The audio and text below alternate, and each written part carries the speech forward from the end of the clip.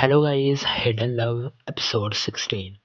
Episode के start में हम देखते हैं कि शी जो कि अब घर आ गई थी, वो अपने कमरे में बैठकर उस गिफ्ट को खोल रही होती है जो कि जुआन ने उसके लिए लेकर रखा होता है। जब वो खोलती है तो उसको उसमें से एक कैमरा नज़र आता है। वो कैमरे को देखती है और फिर उसको चलाती है तो उसमें एक तस्वीर होती है जिसको वो जुआन को भेजती है और पूछती है कि ये तस्वीर में कौन है। तो जुआन बताता है ये तो मेरी तस्वीर है। फिर वो सोचता है, उसको याद आता है और योशी को बताता है कि मैं जब ये कैमरा लेकर आया था तो इसको चेक कर रहा था कि इसकी क्वालिटी कैसी है, तो गलती से मुझसे शायद खींची गई होगी और वो इस कैमरे के अंदर ही हो। जिस पर शी कहती है कि अच्छा सही है। फिर जॉन कहता है कि अगर तुम चाहती हो तो मैं ऐसी एचडी तस्वीर तुम्हें भेज सकता हूँ। जिस पर शी कहती है कि नहीं और वैसे करके फ़ोन को काट देती है। शी कैमरे को देख रही होती है और उसी वक्त सांगजियन का मैसेज आता है जिसने बर्थडे विश किया होता है और साथ में कुछ पैसे भी भेजे होते हैं। शी सांगजियन को कॉल करती है, हेलो करती है और फिर उसको कहती है कि मैं एक रिलेशनशिप में आना चाहती हूँ। जिस पर उसका भाई कहता है कि कौन है वो। शी कहती है कि वो एक लड़का है जिसकी उम्र मुझसे थोड़ी सी बड़ी है और उसने अपनी यूनिवर्सिटी भी बहुत देर पहले ही ख़त्म कर ली थी। जिस पर सांगजियन कहता है कि नहीं, मैं ऐसे किसी भी शख्स के साथ तुम्हारी रिलेशनशिप को बर्दाश्त नहीं कर सकता हूँ जिसकी उम्र तुमसे तो क्या मुझसे भी बड़ी हो, तो तुम प्लीज़ उससे इनकार कर दो। शी फ़ोन काट देती है और तस्वीरें वगैरह देखने लगती है और फिर अपना ब्रेसलेट जो कि जुआन ने भेजा होता है उसकी तस्वीरें वगैरह खींचती है कि उसी वक्त उसकी सहेली भी आ जाती है जो कि पूछती है कि ये तुम्हें कैमरा क्या जुआन ने दिया है। जिस पर शी कहती है कि हाँ, मुझे बर्थडे गिफ्ट दिया है। तो वो देखने लगती हैं और फिर उसकी सहेली कहती है कि क्या तुमने अपना लव कन्फेस कर दिया। जिस पर शी कहती है कि नहीं, मैंने अभी तक तो नहीं किया। फिर अगला दिन दिखाया जाता है जब शी अपनी फ्रेंड के साथ लंच करने के लिए आती है तो उसी वक्त उसको जुआन का एक मैसेज आता है। जुआन कहता है कि क्या तुम मेरे साथ कल डिनर पर चल सकती हो। शी हाँ करने लगती है कि उसी वक्त वो सहेलियाँ भी मैसेज पढ़ लेती, जिस पर उसकी सहेलियाँ कहती हैं कि नहीं, तुम अभी मैसेज मत करो, बल्कि तुम इनकार करो ताकि ये देखो कि वो कैसा है। तो वो शी कहती है कि नहीं, मैं नहीं ये करूँगी। तो उसकी सहेली उससे मोबाइल पकड़ लेती है और खुद मैसेज कर देती है कि नहीं, मैं बिज़ी हूँ। दूसरी बार फिर सोहन कहता है कि अगर ऐसी बात है तो हम परसों भी चल सकते हैं। शी उसको हाँ कहने लगती है तो उसकी सहेलियाँ फिर से ना कर देती हैं। तीसरी बार वो करने से पहले अपने दोस्त वगैरह से पूछता है और कहता है कि अगर कोई लड़की इनकार करे तो इसकी क्या वजह हो सकती है। जिसमें उनकी फ्रेंड्स वगैरह बताती हैं कि हो सकता है कि वो कहीं बिज़ी हो। ज़ुआन भी सोचता है कि शायद वो बिज़ी हो, लेकिन वो फिर से तीसरी बार उसको मैसेज करता रहता है कि मैं ये आखिरी बार करूँगा। जब वो करता है तो वो बहुत ज़्यादा खुश हो जाती है। उसकी सहेलियाँ भी कहती हैं कि अब तुम हाँ कर सकती हो क्योंकि वो तुम्हें सच में लाइक करता है। तो शी कहती है कि हाँ ठीक है, हम चलेंगे। तो ज़ुआन वो देखकर बहुत ज़्यादा खुश हो जाता है।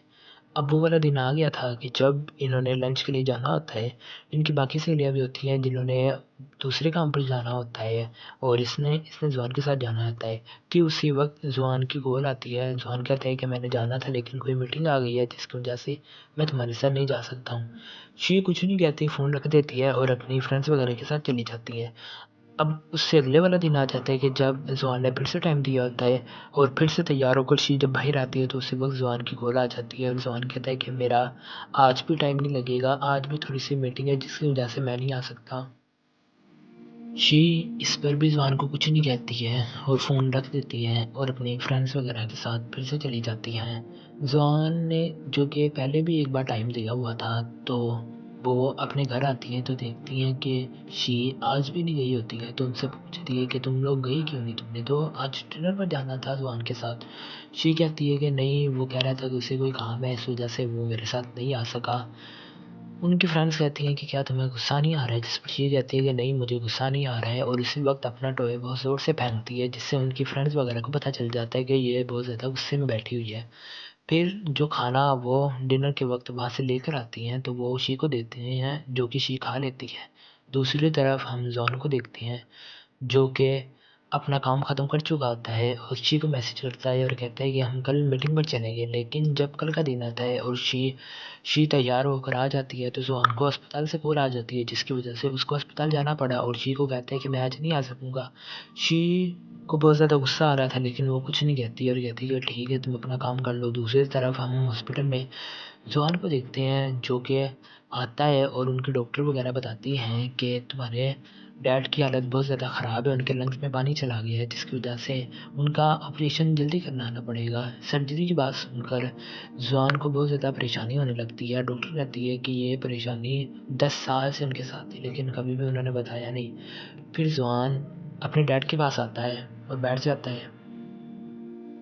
तो उसी वक़्त उसको पास्ट की बात याद आ जाती है कि जब ये और इसकी मॉम घर में होती हैं और डैड को कॉल करने लगते हैं कि डैड इतनी देर से घर पर क्यों नहीं आए, तो उसी वक़्त उनका डैड भी आ जाता है जो बहुत ज़्यादा परेशान होता है। उसकी मॉम और ज़ुआन उससे पूछते हैं कि आपको क्या हुआ है, आप इतने परेशान क्यों हो? पहले तो वो कुछ नहीं बताते लेकिन बाद में बता देती है और कहती हैं कि मैं रास्ते में जा रहा था तो कार के साथ किसी के साथ मेरी टक्कर हो गई और वो बंदा वहीं पर मर गया है। उस वक़्त मैंने ड्रिंक की हुई थी जिस वजह से मुझे पता नहीं चला और वैसे भी किसी ने मुझे देखा नहीं और मैं भागकर यहाँ पर आ गया। जिस पर उसकी मॉम बहुत ज़्यादा गुस्सा आने लगती है और कहती है कि आप ऐसा कैसे कर सकते हैं?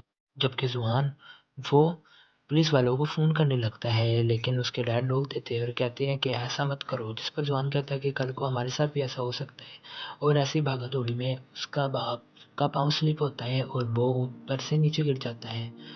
वही हादसा था जिसकी वजह से उनका डैड अभी भी एडमिट है अस्पताल में।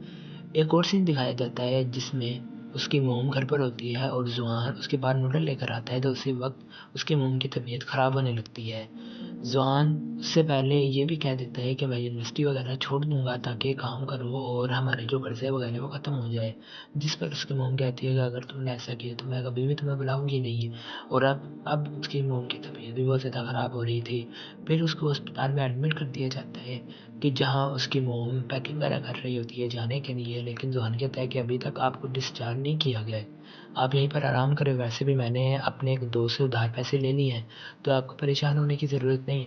उसकी मॉम कहती है कि तुमने पैसे क्यों लिए? जिस पर ज़ुआन कहता है कि कोई मसला नहीं। उसकी मॉम कहती है कि अगर मैं कहीं मर गई और फिर मैं ये कर्ज़ा भी ना दे पाई तो मेरे साथ क्या होगा? ज़ुआन कहता है कि ऐसी बातें मत करो। और फिर प्रेज़ेंट का सीन दिखाया जाता है कि जब ज़ुआन अस्पताल से घर आ रहा होता है और उसी वक़्त उसको शी का मैसेज आ जाता है। मैसेज में शी कहती है कि कैसे हो? जिस पर ज़ुआन कहता है कि मैं तुमसे मिलना चाहता हूँ, क्या तुम अभी मुझसे मिल सकती हो? ये बात हो रही होती है कि उनकी सहेलियों को भी पता चल जाता है और वो कॉल के चलते-चलते ही शी को बाहर निकाल देती है और कहती है कि जाओ ज़ुआन के साथ। फिर शी और ज़ुआन एक रेस्टोरेंट में बैठे होते हैं तो ज़ुआन शी से कहता है कि कहीं बिज़ी हो? जिस पर शी कहती है कि नहीं बिज़ी नहीं हूँ, बस थोड़ा बहुत काम और पढ़ाई की टेंशन बस इस वजह से। फिर शी ज़ुआन से कहती है कि मुझे लगता है कि तुम परेशान हो। जिस पर ज़ुआन कहता है कि नहीं ऐसी बात नहीं है। शी कहती है कि अगर ऐसी बात नहीं है तो मुस्कुरा कर दिखाओ। तो ज़ुआन हँसने लगता है और फिर शी चली जाती है कॉटन कैंडी बनाने के लिए ज़ुआन के लिए और जब वो बना रही होती है कि ज़ुआन भी आ जाता है और उसके हाथों में उसका पहना हुआ ब्रेसलेट भी देखता है और फिर शी जो बना लेती है तो ज़ुआन को कहती है कि तुम खाओ। ज़ुआन खाता है और थोड़ा-सा शी भी खाती है, ये दोनों खाने लगते हैं। फिर ज़ुआन कहता है कि तुमने पहले भी कभी किसी के लिए कॉटन कैंडी बनाई है? जिस पर शी कहती है कि नहीं। ज़ुआन कहता है कि अच्छा, मैं वो पहला इंसान हूँ कि जिसके लिए तुमने ये चीज़ बनाई। शी कहती है कि हाँ, ऐसी बात है।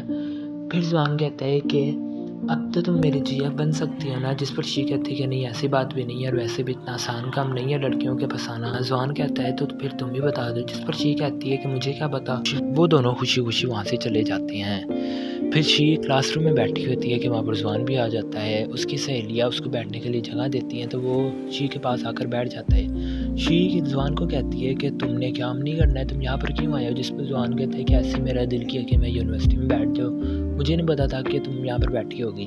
शी कहती है कि क्या मुझे पागल समझ रखा है? ज़ुआन शी की तरफ देख रहा होता है कि शी कहती है कि ऐसे ना देखो, मुझसे पढ़ा नहीं जाएगा। सामने सहेलियाँ इन दोनों की तस्वीरें खींचने लगती हैं कि शी अपना मुँह छुपा लेती है।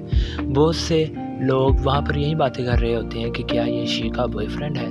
ज़ुआन शी के बहुत ज़्यादा करीब आ जाता है। शी कहती है कि तुम्हें मसला क्या है? ज़ुआन बहुत ज़्यादा करीब आ जाता है और उसको किस कर देता है और इसी के साथ ये एपिसोड यहीं पर ख़त्म हो जाता है।